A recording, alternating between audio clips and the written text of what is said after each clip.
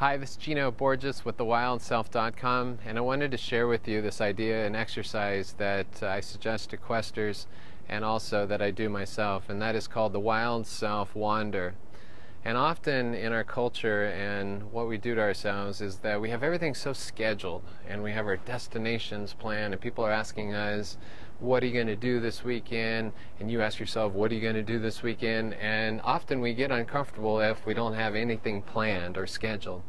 And the interesting part about it is that it's often hard to explore our wild self, that intuitive nature, when everything is so structured and our exterior consciousness has just already all been planned out for us. Sometimes we need to go into an environment or create an environment of awkwardness and uncomfortableness for us to feel alive, because the aliveness happens through the adaptation to the environment. So one of the things that I do in the city is intentionally get lost. For instance, maybe I'll jump on a bus and let that bus take me wherever it goes, and based on the vibrational attraction to my surroundings wherever I'm at, I'll get off the bus and just flow into the environment and engage people. And one of the ways I engage people is merely just talk about the situation. Often people have a very difficult time talking with other people, and one thing I encourage them to do is just simply comment about the situation.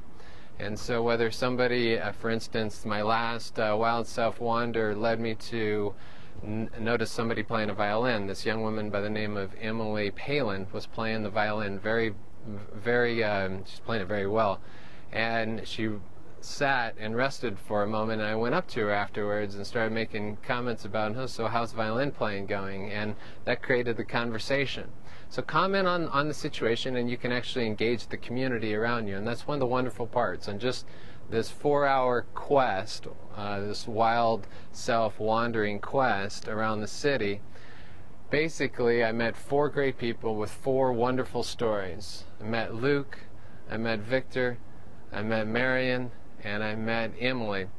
And every one of them had a great story, and I'm not quite sure that I would have really met them if I would have set out to meet them, but instead I just was going with the flow and allowing the vibrational attraction to lead me.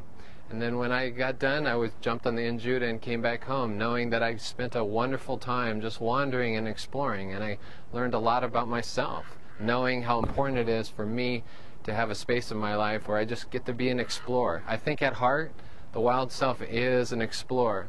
The wild self is this type of energy that wants to move, wants to feel alive in the world that we live in. And sometimes that involves trying to make yourself a tourist in your own town, your own community, and so forth. And also just branching out of what you would normally do on a weekday or weekend. All right, so again, that's basically a tip about what to do and how to explore your wild self, and that is to engage wandering and actually be comfortable getting lost. It's okay to be lost every once in a while.